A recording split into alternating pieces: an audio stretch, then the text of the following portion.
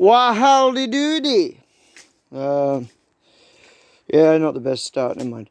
I've been doing greenhousey stuff today. Yeah, there's a few holes, but you know, ventilation is always important. I can close it. I've set up my thermometer somewhere. Where did I put it? There. So currently about 16. Quite humid. But the humidity reading on these thermometers tends to be a load of bollocks anyway, so I never read into too much of that. But anyway, I got this old bath. I say I got it, I've hoofed it. found it in the fucking forest. But someone had a go at doing something, I don't know quite what there. There's a hole here. I did try and fix it, but anyway, that needs doing. This whole thing was going to be compost, but now I'm thinking big old pot of water, let it heat up during the day. This is all clean, ready for the seed trays. Like I say, it's all pretty closed. I've got a big old vat of water there, closed off so the mosquitoes don't get in so much. I've got another one there. You know, because I really am fighting for the degree at the moment rather than much else. If I can just grab a couple of extra degrees at night, because it's still around 3 to 5, if I can make that 8 to 9 in here, then I feel like I can bring the some of the seedlings down. I know I'm looking for 18 to 20 for the pumpkins and stuff like that, courgettes, cucurbitacea, but I don't know, it's just a bit of a blag, really. They say it's going to rain today, it hasn't. They say it's going to rain tomorrow, it won't. I've got to go to the vets tomorrow, which is going to cost me, I don't know what. But dog's alright, but it's just the cat. She's got, I thought she was pregnant, but I think she's just got like these really serious, they call them in French, kystes, so cysts. All over her belly, all over, and I mean, I can't afford it. So a neighbour said, "Look, you'll work it off eventually. I'll take you. Rendezvous is at 6:30 in Saint Lisieux." So I'm very grateful. But that's what it's like round here. Everyone helps. But it is noticeably warmer in here. I know it's not flat. I know the water will pool, and I'll watch where the water pools, and then I'll make a hole. Then I've got to go through. I'm going to keep the forget-me-nots because my nan loves them, and it kind of reminds me of her a bit. I've got all these shitty radish that I just sowed for covering. There's a nice geranium, pelargonium in there, in actual fact.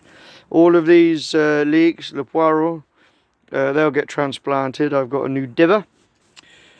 Now that I've started giving people the mustard indien, this Indian mustard, for free, and giving them a bit of the kale at the same time, all of which are my quassies, they're starting to realise that, you know what, yeah, actually I'm pretty bored of dandelion leaves. I could eat that. So, yeah. I've planted begonia all the way along the bottom. Can you see? That's begonia, elephant's ears. Because something might as well grow. It flowers early, get the bees in. That's my one concern here. It is kind of closed up. But I've got the drip irrigation sorted out. Just fixed the irrigation. Just connected the source, the spring. So that's why it's all looking like a quagmire. Giggity. The wild garlic, l'Idesos. I'm expecting, I haven't looked, so we'll see underneath it. Yay! There we go. Let's have a look, see if I can focus it on for you. He's having a go. And there's 15 basically handfuls there. Oi, desang mantanang! Cheeky bastards. Downstairs is looking good. I've taken a load of fennel cuttings got your advantageous node on the bottom there. Obviously he wants to do something up there. I'm not entirely sure whether it's needed hormone rooting powder, but whatever. Some woman gave me a load of compost, but these old, what do they call it? It begins with A. I want to say a Greek goddess of a love. I don't know what. Anyway, so I'll pop them on, and then just for the fluff of it, I'll be planting them. But then I've got a load of fennel. Again, French don't eat it. There's not a lot of fish around here. The seed is really good for the birds. So, and here's the actual plant that I took them from. You know, that's been going now for 3 years. If you can see that amongst all the other junk. So it's not even biannual, it just goes. But people don't eat it. There's a lot of that going on here. But they will do at the end of the world. Having a big old collection of carton. And I don't really know what else really of any particular interest is going on today, really. Oh, some proper weird old dude, proper weird, said, I think he's, in actual fact, he said he was in a psychiatric ward for 7 years. Came up here with a rucksack. I gave him a bag full of salad. Gave me his life story, told me he's related to Napoleon. I've heard that a couple of times recently. But he was fun. Distraction for 2 hours, but it was fun. You know, you think you're on your own on the side of a mountain, and then you know, like a really thin Father Christmas comes up and starts stomping around. Anyway, so if it rains tomorrow, I'm going to crack on with that other job. I'm so nearly done with that insulation job. It is just horrific. I've got my mate working with me as well, and we can't do more than an hour and a half. The job is just horrific. Undercharged. I had some old boys look at it, and they said I should have charged 5 times as much. So I'm learning that perhaps I should focus on the garden, and also not just take any old job and do it for any old price.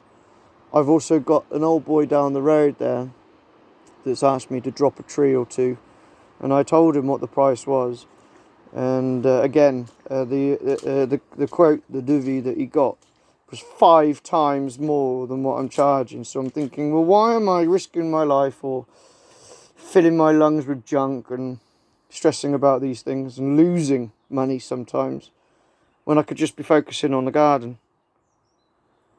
which requires love and attention. And there's the cat. We're going to the vets tomorrow. First time ever. Yeah, get you registered. We're going to get you registered as Cat Stanley. Yeah, but you're lovely. You're a lovely cat. I'm going to, you know, you're my responsibility. So I'll do what I can for you, baby girl.